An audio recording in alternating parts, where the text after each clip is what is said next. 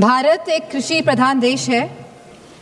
हमारे किसान पूरे भारत का पोषण करते हैं, लेकिन दुख और तकलीफ की बात यह है कि जिस किसान के कंधे पर देश का बोझ है, आज वही किसान आय की अनिश्चितता, कर्ज और बढ़ती लागत से दबा जा रहा है। जो भूमिका बनाई जा रही है पूरे देश के लिए, वह बनाई जा रही है आत्मनिर्भर भारत के लिए। किसान हमारा सम्मान पा सके, समृद्ध हो सके, आगे बढ़ सके, लेकिन इस भूमिका के अनुरूप जो कार्य होना चाहिए, मुझे नहीं लगता कि भारतीय जनता पार्टी की सरकार वह कार्य कर पा रही है। जो वास्तविक तस्वीर है वो कुछ और ही दर्शाती है। देश की जीडीपी की दर जहां 6% से बढ़ रही है पिछले 2 दशकों से, वहीं किसान विकास दर लगभग 4% से संघर्ष कर रहा है। और फसल क्षेत्र जहां पे छोटा और सीमांत किसान निर्भर है, वो केवल 2% से रेंग रहा है। जहां सरकार ने वादा किया था कि किसानों की आय दुगनी कर देंगी, तो आज ये वादा आसमान छूने जैसा है। आज हमारे किसान भाइयों की आय केवल 8,000 से 10,000 रुपये तक प्रति माह सीमित रह गई है।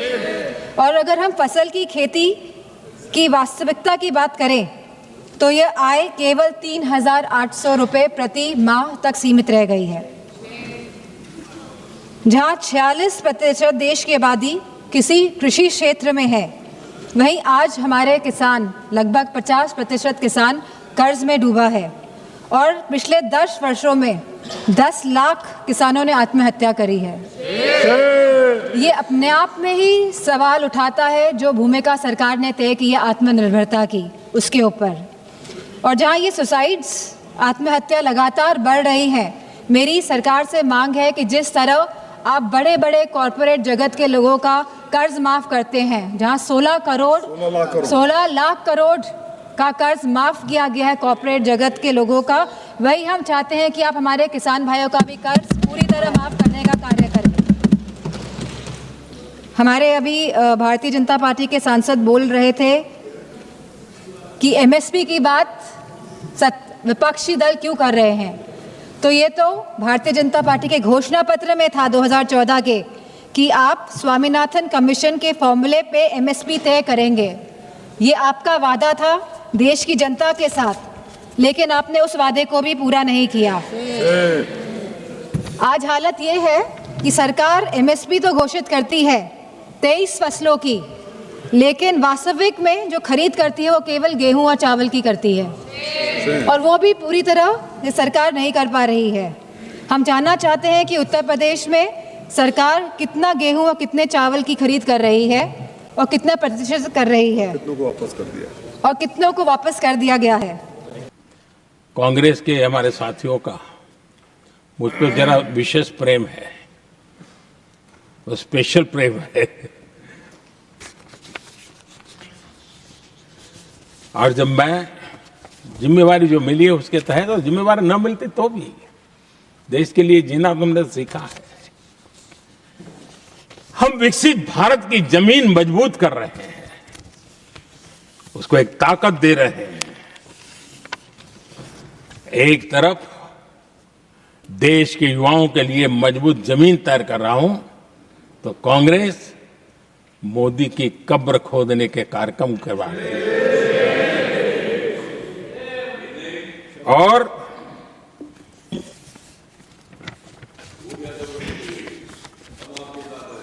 मोहब्बत की दुकान खोलने वाले मोदी तेरी कब्र खुदेगी के नारे लगा रहे हैं जी। ये कौन सी मोहब्बत की दुकान है जो देश के ही किसी नागरिक के कब्र खोदने के सपने देखती हो? ये कौन सा संविधान से उन्होंने सीखा है जो देश के ही किसी नागरिक के कब्र खोदने की बात करते हो? क्या ये संविधान का अपमान नहीं है? क्या ये मानवता का अपमान नहीं है? क्या ये सार्वजनिक जीवन की मर्यादाओं का अपमान नहीं है? और उनको इसका कोई खेद नहीं है। अगर इसके बाद क्या बयान देंगे, बयान देखो, प्रधानमंत्री राज्यसभा में भी रो रहा था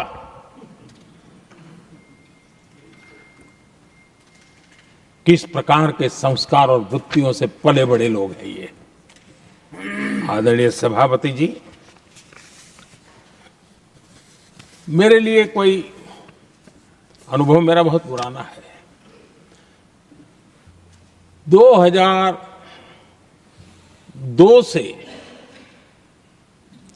जब वे विपक्ष में थे तब से, और 2004 से जब वो सत्ता में आए तब से, और 2014 से मैं जब यहां आया तब से, पिछले 25 साल से संसद का एक भी सत्र ऐसा नहीं गया, मोदी संसद का सदस्य नहीं था, एक भी सत्र ऐसा नहीं गया जिसमें इस सदन के अंदर मोदी को गाली देने का काम न किया हो इन लोगों ने। 25 साल। और मुझे किसी ने पूछा था, मोदी जी आपके स्वास्थ्य का क्या राज है? मैंने कहा मैं डेली 2 किलो गाली खाता हूं।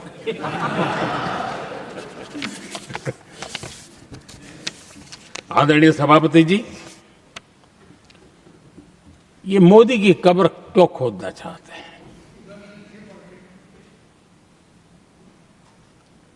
ये सिर्फ नारा नहीं है, ये इनके भीतर पड़ी हुई नफरत का प्रतिबिंब है, इसकी अभिव्यक्ति है। और वे इसलिए हैं, हमने 370 की दीवार गिरा दी, इसलिए वो मोदी की कब्र खोदना चाहते हैं। हमने नॉर्थ ईस्ट में बम बंदूक और आतंक का जो छाया बना रहता था, नॉर्थ ईस्ट में शांति और विकास का राह अपनाई, इसलिए वो मोदी की कब्र खोदने पर सोच रहे हैं। पाकिस्तानी आतंकियों को घर में घुस करके जवाब देते हैं, इसलिए मोदी की कब्र खोदने की बात करते हैं। ऑपरेशन सिंदूर करते हैं, इसकी उनको परेशानी होती है और इसलिए वो मोदी की कब्र खोदते हैं। माओवादी आतंक से देश को मुक्ति दिलाने के लिए साहसपूर्ण कदम उठा रहे हैं, इसलिए मोदी की कब्र खोदती है आपको।